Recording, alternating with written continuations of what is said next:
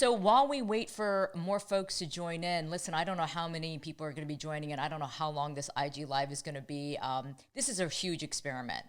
And the reason why I wanted to do this is because I really want all of you to be more engaged with me. I don't want this to be a one-way street. So I love that you guys send me messages and respond on the posts, because it really keeps me going in terms of knowing that what we're all wanting to talk about is resonating, right? We all want to be part of this conversation. We all want to make a difference. We all want to contribute somehow and listen to each other and engage in conversation. So I wanted to do this IG Live to give you guys a chance to actually join in.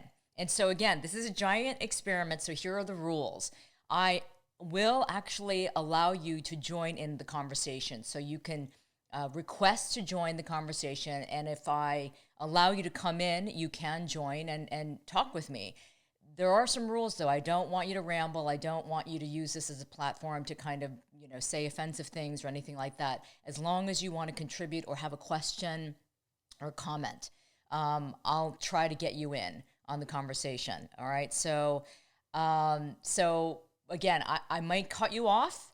So don't be offended by that. But this is an experiment. I want to see if this works, okay? So the reason I'm doing this IG Live is because, as many of you know, last week, this woman by the name of Sarah Kim in Texas, she's a Republican congressional candidate in Texas. She's Korean American, and she said these pretty damn offensive things in a forum last week. And here's the quote. She was talking about Chinese and Chinese immigrants, and she said, "I don't want them here at all. They steal our intellectual property. They give us coronavirus. They don't hold themselves accountable. And quite frankly, I can say that because I'm Korean." I mean, it was outrageous, right? It was so outrageous that people immediately was like, she's a racist. She's Asian, but she's saying these racist things about other Asians. So that started up a conversation on, Instagram with all of you.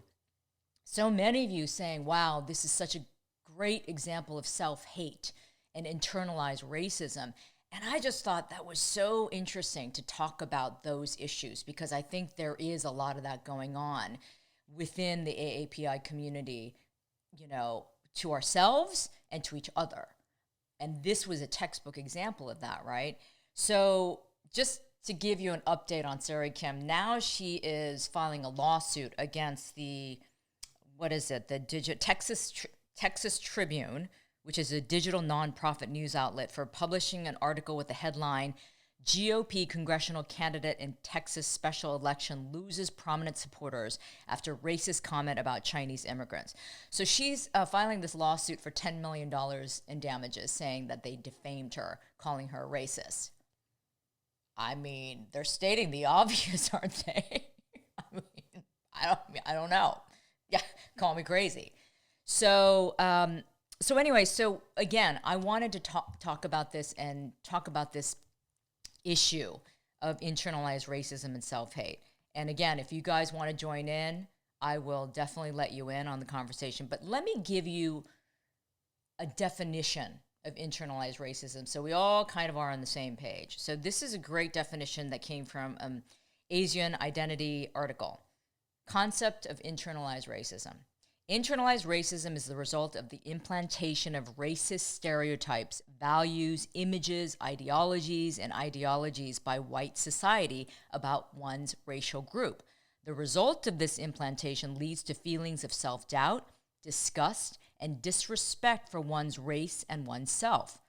Most of this implantation or brainwashing starts from the media, but is repeated by society at large. The result of this implantation of these ideas is self-hate. A typical result is mocking your own accent. And it says, in parentheses, various Asian YouTubers, perpetuating stereotypes about your own race. Small penis, misogyny, short height, lack of creativity. So these are all things that are implanted either consciously or subconsciously into our psyche, so that we start developing this idea of, well, I'm not good enough, right? I am the other. So I have to somehow reshape myself and my ideas to fit in. And again, what perpetuates this? Well, it's white supremacy. It's the white majority that makes this narrative into one where we feel like we have to reshape ourselves for that sense of belonging, right? And that creates that idea and that feeling of self-hate. So let's go back to Sarah Kim, right? Sarah Kim is like, she's basically trying to identify with the white majority by calling Chinese immigrants, awful and coronavirus, and we don't want them here. And then she's separating herself saying, well, I can say this because I'm Korean. But what she's really trying to say is, well, because I'm closer to the whiteness, so I can say this and separate myself. I don't know, you guys. I mean, I think that this is like a lot of self-hate and trying to separate herself from being who she is. But at the same time, she's talking out of two sides of her mouth, right? On one hand, she's like, I'm a Korean immigrant. My parents immigrated here, worked, cleaned toilets, and tried to make a better life, so I can say this because I understand. But then at the same time, she's trying to say Chinese immigrants are bad. We don't want them here. So obviously the hypocrisy is, overwhelming with her. But let me go on. And, again, I'm watching these comments, and Julia's watching the comments to see, if you guys have anything to say about this. So let me go on with this idea of internalized racism. The gross implication of internalized racism are often the unconsidered consequences of Asian immigrants who arrive in Western countries. Unaware of the brainwashing that occurs, they believe the West to be egalitarian, free, peace-loving, non-racist, all those lies. This is from the article. So think about it. A new immigrant comes to America thinking that it's so equal and so fair and peaceful and everybody is, lovey-dovey and, it's a democracy. And so they haven't been programmed in this way to think that there's this separation of feeling like the other yet. And then, of course, they arrive and realize the hard truth that actually you are. And then within the Asian community, there's a separation, right? Sarah Kim is a perfect example. But let's talk about how that happens, right? When it comes to within the Asian community, how many of you are guilty, if you're Asian, or even if you're not, of separating yourself from other Asians? Meaning, the fob, fresh off the boat. Oh, those Asians, oh yeah, they can't speak English very well. They don't know how to dress very well. They're awkward. They're sort of strange. So we're the cooler Asians, so we have to separate ourselves. That's another form of this internalized racism because you're separating yourself from your Asianness and their Asianness as if one is better than the other, right? Guilty? Okay, yes, somebody just said guilty. Yes, I'm guilty too. I did that when I was younger, like when I was in college. There would be the new immigrant Asians who arrived, but then I was an Asian American second generation. And I felt like, I don't need to hang out with them because they're so different. That is internalized racism. Why? Because we're looking at ourselves as more American. And what does that mean? More white, maybe? Possibly. More, westernized versus those Asians. So this is why I want to talk about this, because we all actually need to do some self-examination, right? If we want to declare that white supremacy and racism is bad, and yeah, no shit, it's bad, right? We all know this and what's going on in this country right now. Then we also need to grapple with how we are internalizing our feelings about our identity and where we came from, who we are, and who other Asians are within our world, right? So we need to talk about that. We need to admit to that. Yes? Fanny just said, oh my God, aha moment. Yes, exactly. We have to have that aha moment of saying, wait a minute, am I perpetuating this too? Have I done this to others and myself? And dig deeper, and that comes from that self-hate of being programmed to think this way, being programmed by the media and images and movies and film and all these narratives that were created by who? The white majority, right? The model minority myth was started by white supremacy because they wanted to separate people of color and communities of color to pit us against each other. So from a deeper level, it's pitting Asians against Asians too, if you think about it, which is really effed up, right? It really is. So let's see, Java, with this Stop Asian Hate movement, I'm proud to be Chinese, Laos, Asian American. Good, good.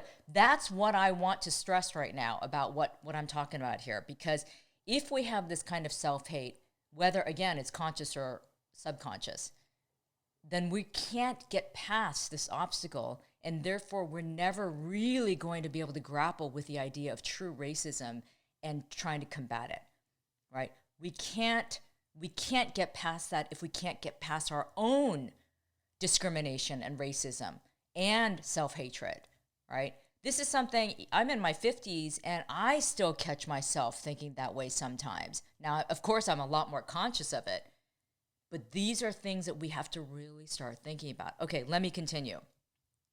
We talk about the movies, right, and media and how much that has dictated the way in which we look at ourselves and Asians are looked upon by others. So I thought this was really interesting. Let's see. In the movies, Asians are frequently subjected to open slurs and discrimination, either portrayed as deserving or highly tolerant towards such treatment. These scripts and scenes are often so completely inconsequential to the storyline that the only plausible explanation for their incorporation into the final edit is that it must be of great importance that Hollywood consistently remind audiences that it's perfectly acceptable to take a dig at Asians. The repetition of these themes has over time been coupled to the casual racism that Asians experience from society at large. Does anyone wonder why Asians often experience so much casual racism? Hollywood has repeated this so often, it is now the reality. Totally, right? Let's see, you're saying, someone says the Cinemax series Warrior touched a little on this. Hell, I'm Portuguese and I've seen Portuguese pull the FOB shit. Yeah. Oh, by the way, Warrior, if you haven't watched this, if you haven't watched that series, Warrior, on HBO Cinemax, I'm going to drop the F-bomb. It's fucking awesome. It's about the racism that took place with immigration, Chinese immigrants, and the Tong Wars that took place in San Francisco, but it all talks about the racism that, started on that level of whites against Asians, Asians against Asians. I mean, anyway, I digress, but it's a great show. We must demand a third season come back. It's Bruce Lee's, masterpiece that he wanted to get made 50 years ago. They rejected it. His daughter, Shannon Lee, brought it back, and now we need a third season. Okay, I digress. All right. Let's see. Julia, you're saying a few people commenting on the importance of immigrant communities learning to protect each other. Yes, that's true. That is true. Immigrant communities do have to protect each other. And immigrant communities also can't fight. There can't be the infighting. Again, this is why I'm saying where the Sari Kim issue, it's like, why are you trying to separate the Asian community in this manner? It's a fucking embarrassment. As a Korean American, I couldn't believe this woman was saying what she did. So I'm just saying that right now. It was really a fucking embarrassment. Okay.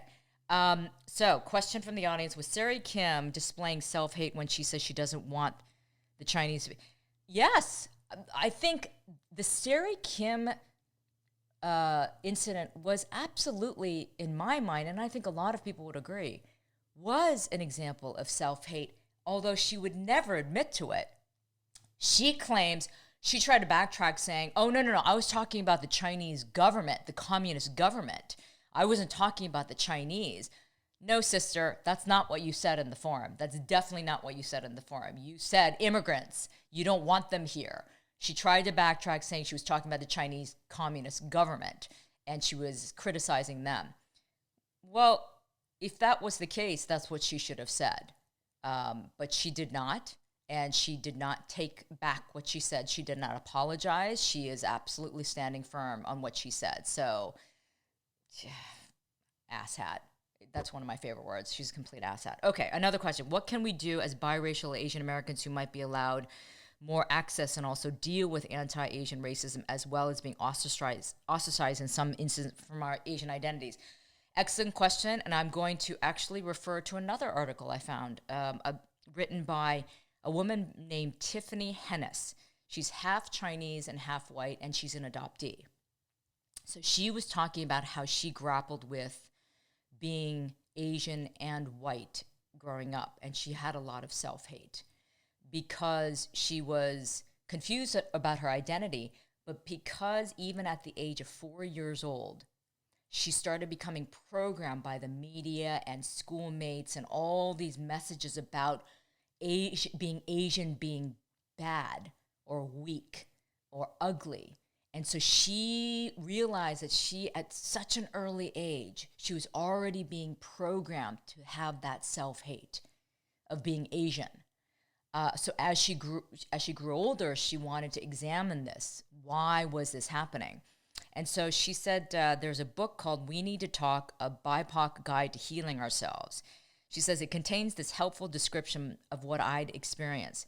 People of color may cope with chronic psychological stress of being less than by subconsciously surrendering to or embracing the ideas and beliefs of white supremacy. This coping mechanism is referred to as internalized racism. And she goes on to say, I had quietly swallowed the pain of racial othering my entire life. It had interpreted racial stress and microaggressions as things I should work hard to tolerate, a hardship to endure without complaint. I swallowed rancid bites of racism with a smile, but I was feeding self-hatred. How many of you can relate to that?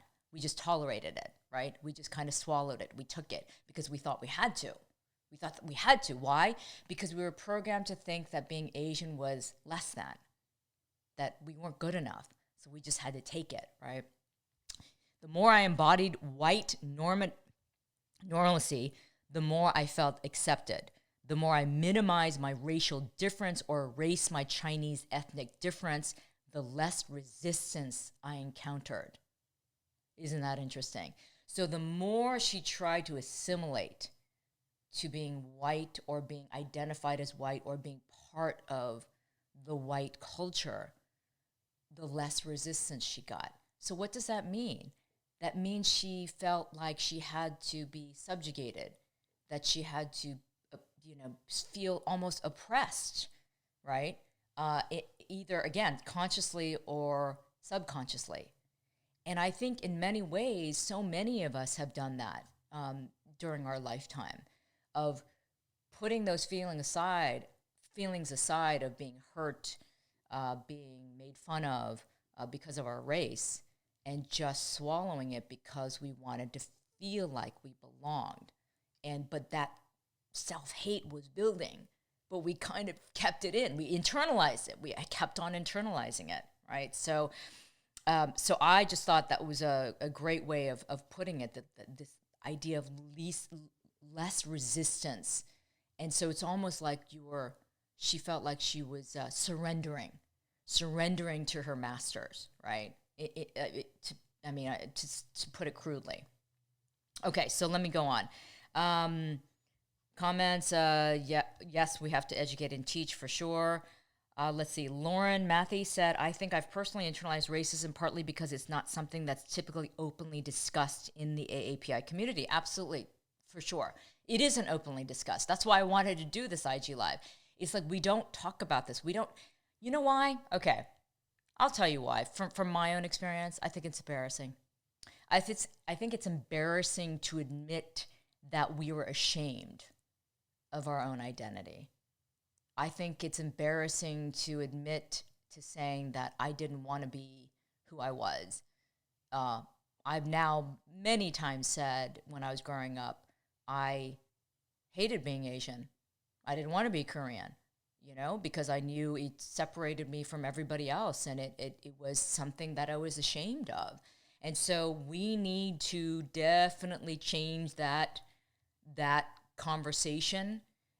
Certainly with our young people, we need to have them really start embracing their identity as something that's beautiful, that is something that they should be proud of rather than be ashamed of. And that's why I think this movement right now of what's happening, even though it's fucking awful, this anti-Asian hate, it's waking us all up to the idea that we need to embrace our identity. We need to be strong in our numbers and speak out about who we are, not swallow our pain and take the shit from people and continue to be controlled in what our narrative should be by others, but take control of our narrative, right? And that's why this idea of self-hate, I think, really needs to be explored by each and every one of us, really. And if nothing else, after you listen today and join in on this, I want you to sit down quietly and examine yourself, really, and think about the times maybe you've said this to yourself or done this to yourself or done it to others. Because if we can't come together on this and break this apart, we cannot go much further. We can't. We cannot break the model minority myth. We cannot break this idea of white supremacy. We cannot break the notion of our narrative constantly being controlled by others. We can't. That's just, it's impossible. Okay, so let me go on. I don't know if you guys have read this book by Kathy Park Hong. I really need to read it. I'm guilty of not having read it. It's called Minor Feelings, An Asian American Reckoning. And this book apparently really does very openly talk about being Asian American and just Asian, and how we have struggled with that identity, and not tried to embrace kind of the good and the bad and the ugly of it. So she said, she used this unbelievable example of when she was writing this book. She said, some months before the pandemic, I was having a conversation with this woman who was an Asian American studies professor. And when I told her what the subject of my book was, she said, quote, "I want to read it, but it seems a little old-fashioned." She said that it seems like Asians are past that. It was almost like she was saying that we're not a minority anymore. And this is coming from an Asian American studies professor. That was disappointing to hear. But that's partly why I wrote the book, to wake those Asians up, because there are a lot of them. I worry a little bit about saying this, but I do think that Asian Americans are just beginning to come together as a community and think about their place in this country and really speak out. Many of us are no longer settling for what white people say about us, which is what we're doing fine, we're successful, and racism doesn't exist for us. That we come from nuclear families and all of us are scientists and so forth. So even within the Asian community, there's this idea that we're all okay, that we're doing just fine and racism doesn't exist and we've been accepted, but no, it's kind of not that case. John Cho, the actor, wrote in that New York Times op-ed not that long ago that Asians, our acceptance in this country, it's conditional, right? And COVID-19 has proven that. We are conditionally accepted in this country. So we have to remember that, and we have to do something to change that narrative, right? Okay, so let's see, one more question. What can Asians living in Asia do to help? Sending love from Hong Kong. Oh, well, thank you so much, first of all, for the support from Hong Kong. I used to live in Hong Kong. I was there for 4.5 years. That's when I was a CNN anchor out of Hong Kong. So I was there during the handover of Hong Kong back to China in 1997. So let me answer your question, at least try to. What can Asians do? What Asians can do is actually continue having this conversation there too. Why? Because I think there is also a lot of imagery that affects Asians in Asia as well. Now, having lived in Asia for many years, I can say this, with some background. What I mean by that is, even in Asia, the Western narrative, the Western influence, I should say, is pretty strong. And what I mean by that is because of media, because of movies, because of beauty, because of standards that are still set and have been set for a very long time by Western civilization. Asians in Asia also sometimes have this idea of the West and Western standards being better. So in Asia, I think that has to shift too. The idea of Asians being proud of who they are, Asians embracing their identity and their culture, and not always looking to the West to set a standard. And beauty, I think that was a really big one that I noticed in Asia, where beauty, the standard was still Western beauty. It was the idea of like the more narrow nose and the higher cheekbones and the more narrow face and the bigger eyes, all that, and that was disturbing to me, and the desire to have so much cosmetic surgery to get a more Western look. Yeah, skin bleaching products, definitely. So much skin whitening products and all of that. Part of that is Asian too, because, I think for centuries, Asians always separated themselves as well in terms of the people who didn't have to work in the field. So they had whiter skin versus the laborers who had to work in the field. So there's something to that, but it also has to do with Western culture as well. So to answer your question, yeah, I think in Asia, we also need to have these conversations about what Asian identity means, what embracing that identity means, and what rejecting, kind of like, again, that outsider narrative that constantly wants to try to control themes and narratives and subjects through media. And we need to be much more aware of that. So anyway, so going back to the self-hate and internalized racism, I would like for all of you to think about this topic and think about these issues very, very carefully.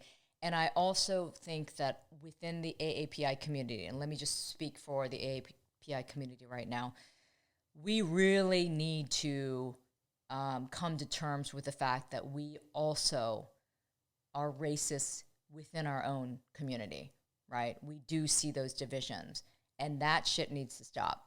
I know it exists, and you guys all know it exists. How do we do that? I don't have really like concrete answers. I think awareness is the first step. Admitting that we have these tendencies is the first step. We all have biases. We all have, the stereotypes, of others, right? This exists, and this exists in other ethnic communities too. But we need to come to terms with that and admit to it, and then go the next step. Awareness is everything. Just like with, racism with Asians right now, awareness is everything. And for those people who think that this is not a problem, you got your head in the sand for sure. So, did somebody send something? All above, check yourselves. Thank you. Yes, check yourselves. It is a form of colonialism, someone is saying, for sure. Yes, and awareness and admitting is everything. So that's kind of what I wanted to talk about, you guys. I don't know if you have any other comments or, questions. Okay, one more question. Do you take some time off from reading the Wait a minute. Do you take some time off from reading the news? It's overwhelming. How do you deal with it? How are you doing today? Okay. Whoever just asked me that and said that, thank you. That's really, really kind of you to worry about me. No, I don't take time off from reading the news, and it's not healthy. I will say it's in my blood, right? Again, for those of you who may not know, I've been a journalist for over 30 years now. So it's really in my blood. As they say in my business, once the news bug has bitten you, you can't, get over it. It's like you have been, touched by God, I was about to say a virus, but maybe that's not appropriate. Oh, God. Okay, but you guys know what I mean. So it's in my blood. I do love being on top of the news. I love reading articles. I love reading everything. I just love, kind of immersing myself. But you're right. There are times when it is so overwhelming, and especially in this last year and a half with all this anti-Asian hate, there have been days when I just feel like my head is going to explode, my heart is breaking in a million pieces, and I do cry.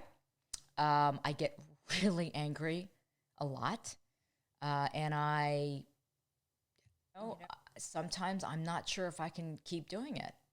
I'll be totally honest with you guys. Some days I'm like, I don't know if I can keep doing this. But then I get messages from you. I get posts telling me that you guys are so inspired and thanking me for being a voice and doing what I'm doing. And that keeps me going. It really does. It's not about ego. It is about me getting the affirmation that I'm doing the right thing. And hopefully I'm making a difference. And that is what keeps me going. And how am I doing today? Well, I'm doing this IG Live, and I love the participation, so I'm doing okay. But I worry. I am fearful. That's no lie. I think about now everything from where I go, my surroundings. I think about my mom, who's 84 years old.